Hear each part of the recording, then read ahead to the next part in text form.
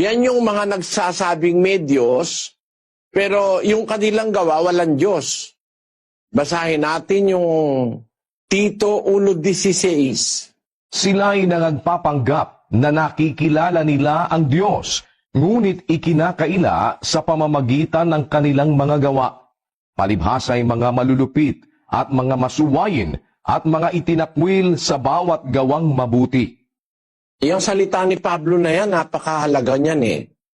Merong mga tao nagpapanggap, kilala nila ang Diyos. Ngunit yung kanilang mga gawa ang nagkakaila sa kanila. Nakilala nila ang Diyos, hindi nila talaga kilala. Kasi, ang sabi, malulupit, mga masuwain, mga itinakwil sa bawat gawang mabuti. Ang pagkilala po kasi sa Diyos, mga kababayan, ay paggawa ng mabuti. Pag yung mabuti, itinakwil mo nang gawin, ayaw mo na, kahit sabihin mong kumikilala ka sa Diyos at meron kang Diyos sa buhay, sinungaling ka. Bakit? Kasi ang tunay na pagkilala sa Diyos ay paggawa ng kabutihan.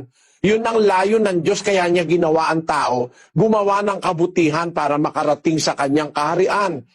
Pero pagka sinasabi mo, ikaw sa Diyos, pinagmamalaki mo sa Diyos ka, pagkatapos ang ginagawa mo kasamaan, yun ang nagpapatunay na hindi ka talaga sa Diyos.